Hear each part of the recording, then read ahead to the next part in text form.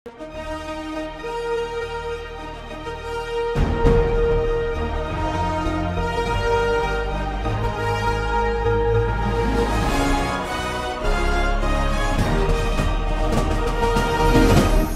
பார்த்து கொண்டிருப்பது உங்கள் ஜாஷ்வா டிவி. சகல ஜனங்களுக்கும் நற்செய்தி.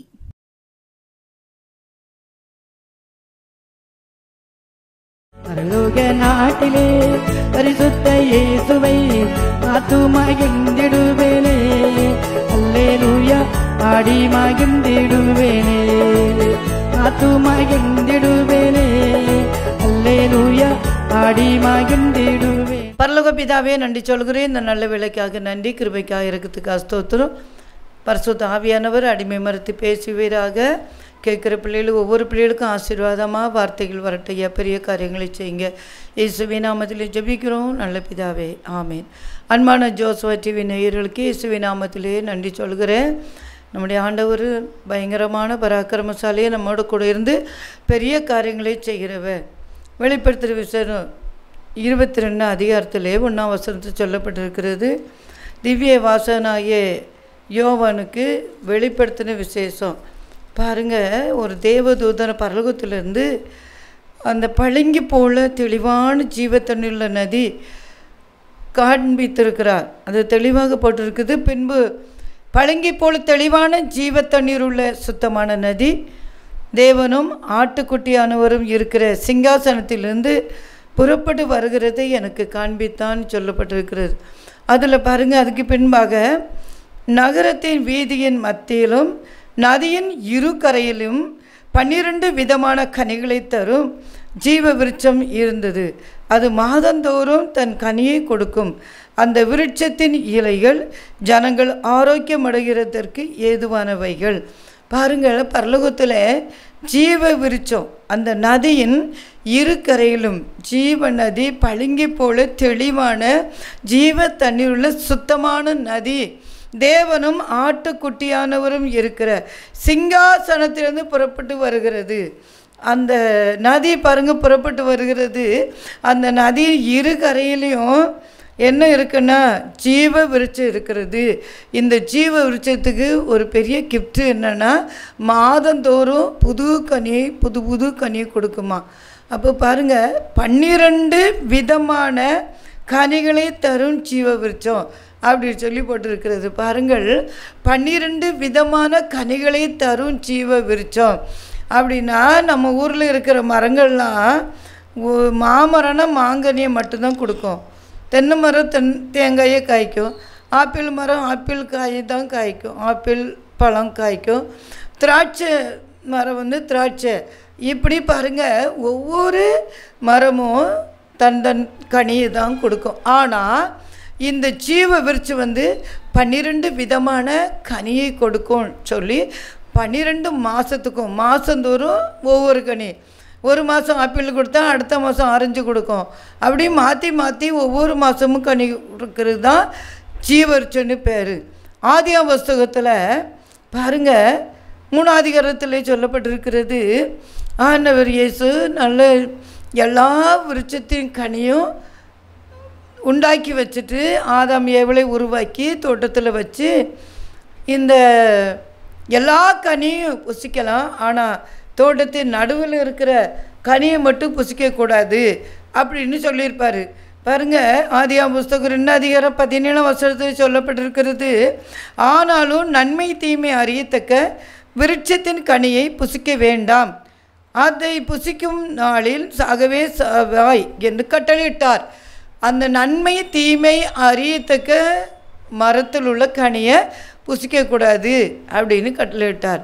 பாருங்கள், இந்த ஜீவ விருட்சமும் அதே தோட்டத்தில் தான் இருந்திருக்கு. இந்த சாத்தான் ஏவாள்கிட்ட பேசுகிறோன்னே ஏவாள் அதை பார்த்தா, அந்த கனியை பார்த்து அது புசிப்புக்கு நல்லதாக இருக்குன்னு சொல்லி அதை எடுத்து அந்த கனியை புசிச்சிட்டா. புசிச்சது மட்டுமல்ல, அவனுடைய கணவனுக்கும் அதை கொடுத்துட்டா. ஆண்டவர் அதை புசிக்கக்கூடாதுன்னு சொல்லியிருக்காரு. எந்த மரத்து கனியை புசிக்கக்கூடாதுன்னு சொன்னாரோ அதே மரத்து கனியை புசிச்சிருக்கிறா. ஆதாமுக்கு கொடுத்துருக்குற அவனும் புசிச்சு விட்டான். பாருங்கள், ஆண்டவர் அழகான தோட்டத்தில் வச்சு வேலை செய்யாமல் நல்ல மரத்துக்கனி புசிச்சுட்டு நல்லா ஜோம் பண்ணிட்டு பாட்டு பிடிச்சிட்டு இருக்கணும். எவ்வளோ பெரிய ஆசீர்வாதத்தை ஆண்டவர் கொடுத்துருக்காரு பாருங்கள். ஆனால் ஏவாள் அதை என்ன செய்தா? ஆண்டவருக்கு விரோதமாக செய்த பாவம், ஆண்டவருடைய நாமத்தை ஆண்டவருக்கு கீழ்ப்படியாதபடி அவள் செய்த பாவத்தின் நிமித்தம் பெரிய தண்டனை, தோட்டத்தை விட்டு விரட்டிட்டாருங்க. பாருங்கள், ஆதாமுக்கும் சாபம் போட்டார் ஆண்டவர். பாருங்கள், ரெண்டு பேருமே ஆண்டவர்கிட்ட ஆதாம் ஒழிச்சிருக்கும்போது ஆதாமே எங்கே இருக்கிறாயின்னு கேட்டார். பாருங்கள், அவன் நிர்வாணின்னு பயந்து நான் தோட்டத்துக்குள்ளே ஒழிச்சிருக்கிறேன். அப்போ தான் ஆண்டவர் சொல்கிறார், நான் புசிக்கவே நான் சொன்னேன் கனியை புசித்தாயா அப்படின்னு சொல்லி. பாருங்கள், ரெண்டு பேருமே சரி நாங்கள் தப்பு செஞ்சிட்டோம் மன்னிச்சுடுங்கன்னு சொல்லவே செய்யலை. வாங்க, தன் பாவங்களையும் அறிக்கிறவன் வாழ்வடையான், அதை அறிக்கை செய்து விட்டு விடுகிறவனோ இரக்கம் பெறுவார். இன்றைக்கி ஒரு வேளை நிறைய பேர் பாவம் செஞ்சுட்டு அறிக்கை பண்ணுறதே கிடையாது. பாருங்கள், சரியா தெரியாமல் செஞ்சுட்டேன்னு சொல்கிறதே இல்லை ஆண்டவர்கிட்ட. அதே போல் அந்த ஏவாள் நான் தெரியாமல் புசிச்சிட்டேன்னு சொல்லலை, சர்ப்பம் என்னை வஞ்சித்ததுன்னு சொல்லி சர்ப்பத்து மேலே அவள் சொன்னாலே தவிர நான் செய்தது பாவம்னு சொல்லி ஆண்டவர்கிட்ட ஒத்துக்கொள்ளலை. அதே போல் ஆதாம்கிட்ட கேட்கும்போது ஆதாமும் நீ தன்னை ஸ்திரீ தான் எனக்கு என்ன செஞ்சா அந்த கனியை கொடுத்தா நான் புசிச்சிட்டேன் அப்படின்னு சொன்னான். ஆனால் அவனாவது நான் தெரியாமல் செஞ்சிட்டேன் அப்படின்னு சொல்லலை. ரெண்டு பேருமே தன்னுடைய பாவங்களை ஒத்துக்கொள்ளாததுனால பயங்கரமான சாபத்தை அனுபவிச்சாங்க. பாருங்கள், அது சாபம் நெற்றி வேர்வை நிலத்தில் விழும்படியாக வேலை செய்வான்னு சொல்லி ஆதாமுக்கு சாபம். வேலை செய்யாமல் இருந்து சாப்பிட்டான். ஸ்திரீக்கு பாருங்கள், வேதனையோடு பிள்ளை பெற்று எடுப்பா. இப்படி சாபங்கள், பயங்கரமான சாபத்தை வாங்கிட்டு தோட்டத்தை விட்டே வெளியேற்றிட்டார். ஏன் தோட்டத்தை விட்டு வெளியேற்றினார் பாருங்கள். இன்றைக்கி ஒரு வேளை நம்ம இந்த உலகத்தில் இருக்கோம், தெரியாமல் செய்த பாவங்களை ஆண்டவர் சமூகத்தில் அறிக்கையிட்டு ஏசப்பா என் பாவத்தை மன்னிங்கன்னு சொல்லி கேட்கும்போது நமக்கு கர்த்தர் திரும்பவும் ஆசீர்வாதத்தை தருகிற தேவன். அவர் பாவங்களை மன்னிக்கிறவர், பாவங்களை மன்னித்து இரத்தத்தால் கழுவி பரிசுத்தப்படுத்துகிற தெய்வம். இன்றைக்கி நிறைய பேர் அதை மன்னிப்பு கேட்குறதே கிடையாது ஆண்டவர்கிட்ட. பாருங்கள், யாரையாவது ஒருத்தர் மேலே குற்றத்தை சுமத்திட்டு நான் ரொம்ப கரெக்டுன்னு சொல்லிடுவாங்க. ஆனால் பாவம் செய்தது அவங்கள தான் இருக்கும். அந்த பாவத்தை ஒத்துக்கொள்கிறது கிடையாது, ஆண்டவர்கிட்ட மன்னிப்பு கேட்குறது கிடையாது. பாருங்கள், இப்படிப்பட்ட காரணத்தினால தான் ஆதாம் ஏவாளும் விரட்டப்பட்டாங்க, தோட்டத்திலேருந்து விரட்டப்பட்டாங்க. பாருங்கள் எப்படி வசனம் சொல்லுகிறதுன்னு பாருங்கள். 22ஆம் வசனம், ஆதியாம் புஸ்தகம் 3ஆம் அதிகாரம் 22ஆம் வசனத்தில் என்ன சொல்லப்பட்டிருக்கிறது? பின்பு தேவனாய கர்த்தர், இதோ மனுஷன் நன்மை தீமை அறியத்தக்கவனாய் நம்மில் ஒருவரை போல் ஆனான். இப்பொழுதும் அவன் தன் கையை நீட்டி ஜீவ விருட்சத்தின் கனியையும் பறித்து புசித்து என்றைக்கும் உயிரோடு இராதபடிக்கு செய்ய வேண்டும் என்று அவன் எடுக்கப்பட்ட மண்ணை பண்படுத்த தேவனாய் கர்த்தர் அவனை ஏதேன் தோட்டத்திலிருந்து அனுப்பிவிட்டார். பாருங்கள், ஏதேன் தோட்டம், அங்கே சின்ன பிள்ளைகள்லாம் ஒரு சண்டே கிளாஸ் பாட்டு படிப்பாங்க. ஏதேன் வனத்தோட்டம் என்ன சிங்காரமடி, காயும் கனியுமாய் கல்வாய்கள் ஓரமாய் சோலை மரங்கள் உண்டு, ஆகா சோலை மரங்கள் உண்டு. அப்படி அழகான ஒரு ஏதேன் தோட்டத்தை விட்டு ஆண்டவருக்கு கீழ்ப்படியாமல் செய்த பாவத்து நிமித்தம் விரட்டப்பட்டார்கள். அடுத்தால என்ன சொல்கிறார் பாருங்க, நன்மை தீமை அறியத்தக்க மரத்தின் கனியை தான் புசித்தாங்க. இன்னொரு மரம் இருக்குது, ஜீவ விருட்சத்தின் கனி. அதை புசித்தாச்சுன்னா என்றைக்கும் உயிரோடு இருப்பாங்களாம், சாகவே மாட்டாங்க, என்னாலும் உயிரோடு இருப்பாங்க. அதுதான் ஜீவ விருட்சத்தின் கனி. இப்போ அந்த கனி எங்கே இருக்குன்னா பரலோக ராஜ்யத்தில் இருக்குது. ஏன்னா வெளிப்படுத்தலில் என்ன சொல்லப்பட்டிருக்கு பாருங்கள், ஆண்டவர் எவ்வளோ தெளிவாக சொல்லியிருக்கிறார். வெளிப்படுத்துகிற விசேஷம் 2ஆம் அதிகாரத்தில் ஆண்டவர் தெளிவாக சொல்லியிருக்கிறார். பாருங்க, ஆதியில் இருந்த அன்பை விட்டாய் என்று உன் பேரு எனக்கு ஒரு குறை உண்டு என்று கர்த்தர் சொல்கிறார். ஆதியில் இருந்த அன்பு, ரட்சிக்கப்பட்ட புதுசில் எல்லாரும் நல்லா ஜெபிப்பாங்க, நல்லா பைபிள் வாசிப்பாங்க, எந்த பாவம் செய்ய மாட்டாங்க. ஐயோ, டிவி பார்க்குறது பாவம் நிறைய பேருக்கு தெரியல. வீட்டில் டிவியை பார்க்குறாங்க, சினிமா டிவி பார்க்குறது பெரிய பாவம், அதெல்லாம் விட்டுருங்க. பாருங்கள், இந்த பாவம் இல்லைன்னு சொல்லுவாங்க சிலர். அந்த பாவத்தை ரட்சிக்கப்பட்ட புதுசில் எது பாவம்னு தெரியும். ஆண்டவரே இதை செய்யக்கூடாது, நான் செய்தது பாவம் அப்படி சொல்லி ஆண்டவர்கிட்ட மன்னிப்பு கேட்பாங்க. அது மட்டும் இல்லை, நல்லா ஜெபிப்பாங்க, 1 மணி நேரம் 1 மணி நேரம் ஜெபிப்பாங்க, நல்லா பைபிள் வாசிப்பாங்க, ஏசப்பாட்ட அப்படி பேசிகிட்டே இருப்பாங்க. ஆனால் கொஞ்ச நாள் கழித்த உடனே, கொஞ்சம் வருஷங்கள் கழித்த உடனே அவங்க செய்கிற பாவம் நம்ம செய்கிறது பாவம் தானே தெரியவே தெரியாது. அந்த மாதிரி பாவத்தெல்லாம் செய்வாங்க. அல்லேலூயா. அத்தனை பாவத்தை செய்துட்டு நான் ரொம்ப கரெக்டுன்னு சொல்லுவாங்க. இது பாருங்கள், தன் பாவங்களையும் மறைக்கிறவன் வாழ்வடைய மாட்டான். அதை அறிக்கை செய்து விட்டு விடுகிறனோ இரக்கம் வருவான்னு சொல்லப்பட்டிருக்கிறது. அறிக்கை செய்து விட்டு விடணும். அப்போ ஆண்டவர் சொல்கிறார், ஆதியில் இருந்த அன்பை விட்டாய் என்று உன் பேர் எனக்கு ஒரு குறை உண்டு. ஆதியில் இருந்த ஜபத்தை விட்டுட்டீங்களா? ஆதியில் இருந்த பரிசுத்தத்தை விட்டுட்டீங்களா? ஆதியில் இருந்த அல்லேலூயா பைபிள் வாசிப்பை விட்டுட்டீங்களா? ஆலயத்துக்கு போகிறது, கூட்டங்களுக்கு போகிறது, இதில் ஆதியில் எப்படி போனீங்களோ அப்படியே செய்யணும். விட்டாய் என்று குறை ஆண்டவர் சொல்கிறார்.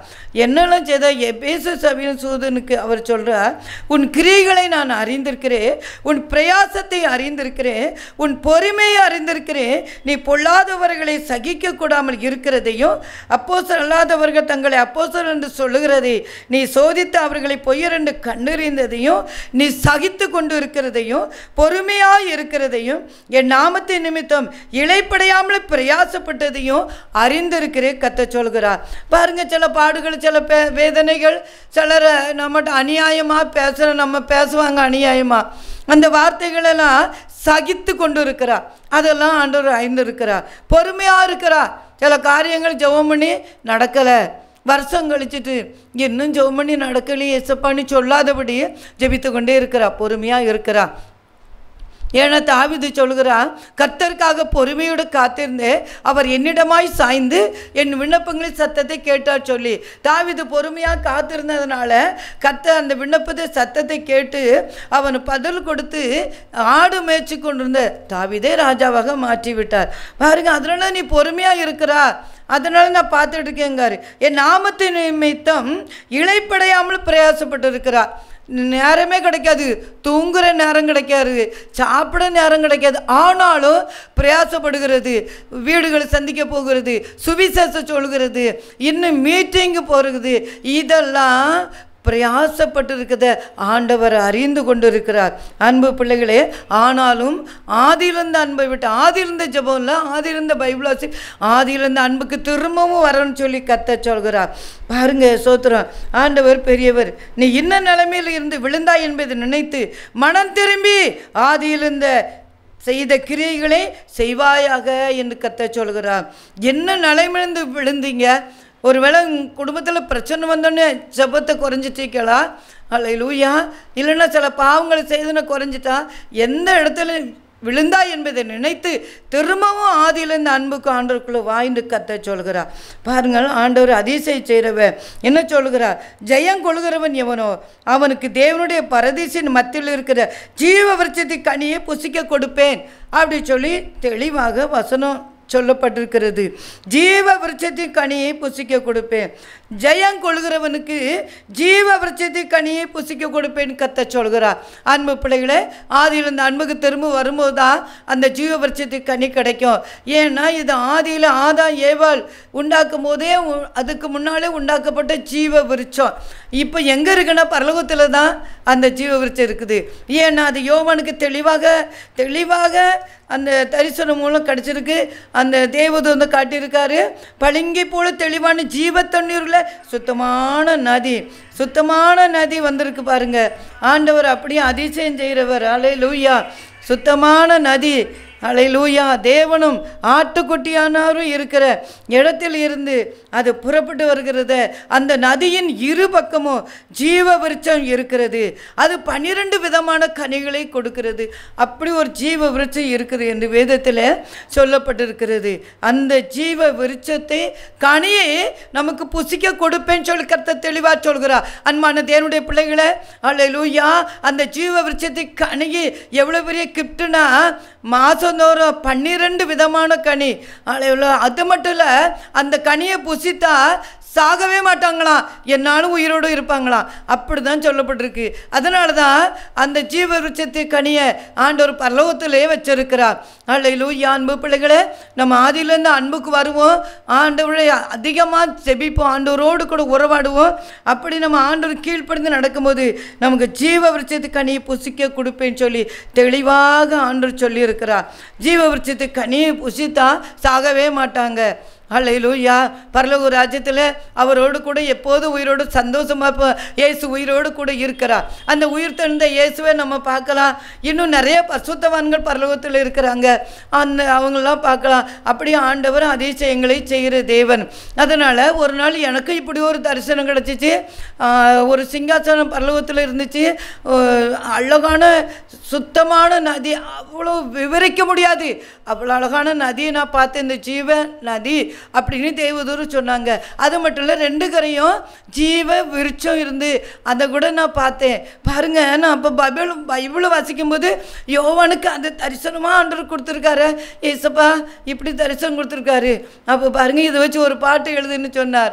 பளிங்கு நதியோரம் நான் பாடி நடந்திடுவே, பளிங்கு நதியோரம் நான் பாடி நடந்திடுவே, ஜீவ விருட்சம் அங்கேயாக செழித்தோங்கி நிற்குமே, பளிங்கு நதியோரம் நான் பாடி நடந்திடுவே, ஜீவ நதியை காண்பேனா சிங்காசனத்தையும் காண்பே, பளிங்கு நதியோரம் நான் பாடி நடந்திடுவே. பாருங்க, 7 நாள் பாசிங் போட்டு ஜெபிச்ச போது ஆண்டவர் எனக்கு இந்த தரிசனத்தை கொடுத்தாரு. அப்போ பைபிள் வாசிக்கும் போது தெளிவாக அந்த பைபிளில் வசனங்கள்லாம் இருக்குது. என்ன சந்தோஷம் பாருங்கள். கண்டிப்பாக எவ்வளோ பாடுகள் உபத்திரங்கள் வந்தாலும் இயேசுவின் அன்பை விட்டு பிரியாமல் பொறுமையாக இருந்து, அல்லேலூயா, ஆதியில் இருந்த அன்பை அல்லேலூயா விடவே கூடாது. ஆதியில் எப்படி ரட்சிக்கப்பட்ட ஒரு ஆண்டவரோடு உறவாடி பேசி ஜெபித்திருந்தோமா, அதே அன்பு திரும்பவும் வரும்போது நிச்சயமாக அது பரலோக ராஜ்யத்தில் ஜீவ விருட்சத்து கனியை புசிக்க கொடுப்பேன்னு கத்த சொல்கிறா. ஜீவ விருட்சத்து கனியை புசித்தா என்னென்னைக்கும் உயிரோடு இருக்க மாட்டாங்க அப்படின்னு ஆதியாகம புத்தகத்தில் தெளிவாக ஆண்டவர் எழுதி வச்சிருக்கிறார். பாருங்கள், அன்பான தேவனுடைய பிள்ளைகளை, நம்ம எல்லாரும் எத்தனை பாடு, எத்தனை பிரச்சனை, எத்தனை உபத்திரம், எத்தனை அவமானங்கள், யார் என்ன சொன்னாலும், யார் கைவிட்டாலும் ஆண்டவரை விட்டு கைவிடாதபடி அவரோடு கூட வாழும்போது நிச்சயமாய் இந்த பெரிய ஆசீர்வாதத்தை கர்த்தர் நமக்கு தருவே சொல்லி வாக்கு பண்ணுகிறார். அல்லேலூயா. கண்களை மூடி ஜெபிப்போமா. பரலோக பிதாவே, நன்றி சொல்கிறேன். இந்த நல்ல நாளுக்காக நன்றி சொல்கிறேன் இயேசப்பா. அந்த திவ்ய வாசகனாய் யோவானுக்கு இந்த தேவதூதர் எப்படி காண்பித்திருக்கிறார். அல்லேலூயா. பளிங்கு போல ஜீவ தண்ணீர், அந்த நதியை இருகரையிலும் ஜீவ விருட்சம், 12 விதமான கனியை கொடுக்குற ஜீவ விருட்சம். அந்த கனியை புசிக்கிறவங்க சாகவே மாட்டாங்க. இவ்வளோ பெரிய ஆசீர்வாதம் அருமையான பிள்ளைகளுக்கு, இதை கேட்குற பிள்ளைகளுக்கு ஆண்டவரே நீங்கள் அப்படி கொடுக்க முடியாது ஜெபிக்கிறேன். அது ஆதியில் இந்த அன்பை விடாதபடி முழுவதும் பரிசுத்தமாய் வாழ உதவி செய்யுங்க இயேசப்பா. அப்படிப்பட்ட கிருபைகளை கொடுங்க. ஒவ்வொருவரையும் தொடுங்கப்பா. பாடுகள் மத்தியிலும், நிந்தை மத்தியிலும், அவமான மத்தியிலும் ஆண்டவரை உறுதியாய் பிடிக்க உதவி செய்யுங்க இயேசப்பா. நீங்கள் அப்படி செய்கிறக்கா தோத்திரம். ஆதியில் இருந்த அன்பு அவரோடு கூட பேசுகிற கிருபை அன்று கொடுத்து அதிசயம் செய்ய முடியாது ஜெபிக்கிறப்பா. தேவன் நல்லவர் ஐயா. கேட்குற ஒவ்வொருவருக்கும் அப்படிப்பட்ட கிருபைகளை கொடுத்துருங்க இயேசப்பா. நல்ல அந்த பரலோக தரிசனங்களை கொடுங்க இயேசப்பா. நீங்கள் அப்படி செய்கிறக்கா தோத்துறோம். ஒரு காலத்தில் நான் பட்ட கஷ்டங்கள் எனக்கு இந்த பரலோகத்தை தரிசனத்தை தந்து தான் ஆண்டவர் என்னை சந்தோஷப்படுத்தி ஊழியம் செய்ய வைத்தார். அப்படி ஆண்டவர் அதிசயங்களை செய்கிற தேவன். ஒருவன் எனக்கு ஊழியம் செய்தால் பிதாவானவர் பண்ணுகிற அன்பான பிள்ளைகளே, தேவனுடைய பிள்ளைகளே, எப்படியாவது ஆண்டவருக்கு எந்த விதத்திலாவது ஊழியம் செய்யணும். ஒரு ஜெபிக்கிற ஊழியருக்கு, பாட்டு பாடுகிற ஊழியருக்கு, சுவிசேஷம் சொல்லுகிற ஊழியருக்கு, கொடுக்கிற ஊழியங்கள் இருக்கிறது. ஏதாவது ஒரு ஊழியத்தை ஆண்டவருக்கு நீங்கள் செய்யும்போது ஆண்டவர் இப்படிப்பட்ட கிருபைகளை கொடுத்து, பரலோக தரிசனத்தை கொடுத்து, ஜீவ விருட்சத்தை கனியை புசித்து அவரோடு கூட என்னென்னைக்கு உயிரோடு இருக்க முடியா ஆண்டவர் நமக்கு கிருபை கொடுக்க போறார். அவர் அதிசயங்களை செய்கிற தேவன், அற்புதங்களை செய்கிற தேவன். பரலோக பிதாவே, அப்படி செய்யறதுக்காக நன்றி. கேட்குற ஒவ்வொரு பிள்ளைகளும் ஆண்டவர் அப்படியே அதிசயமாக நடத்துறதுக்காக நன்றி சொல்கிறேன் இயேசப்பா. Thank you Lord. கரத்திலேயே தாழ்த்துரு. அதில் இருந்த அன்புக்கு திரும்பவும் வர முடியாது செபிக்கிறேன் இயேசப்பா. ஹல்லேலூயா. ஒவ்வொருவரையும் ஆசீர்வதிங்க, வழிநடத்தி பாதுகாத்து கொள்ளுங்க. இந்த டிவி நடத்துகிற அருமையான பிள்ளைகளையும் ஆசீர்வதிங்க இயேசப்பா.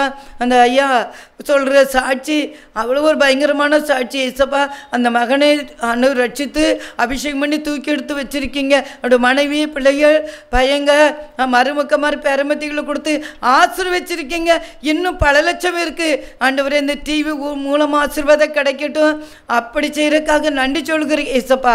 உம்முடைய கரங்களே தாழ்த்துறேன். எல்லா தடைகளையும் மாற்றி ஜீவ விருட்சத்தை கனியை புசித்து அவரோடு கூட என்னென்னைக்கு உயிரோடு இருக்கும்படி எங்களுக்கு கிருபைகளை கொடுத்து ஆசீர்வதிங்க. வல்லமைக்கரை பாதுகாக்கட்டும். அதிசயம் அற்புதம் செய்யுங்க. பாதுகாத்துக்கொள்ள கிருபை தாங்கட்டும். இயேசுவின் நாமத்தில் ஜெபிக்கிறோம் நல்ல பிதாவே. ஆமென்.